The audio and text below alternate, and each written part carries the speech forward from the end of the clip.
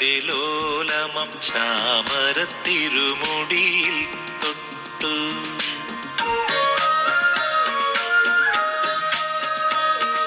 ചന്ദനത്തെന്നലായി ഞാൻ നിന്റെ ലോലമം ചാമരത്തിരുമുടിയിൽ തൊട്ടു.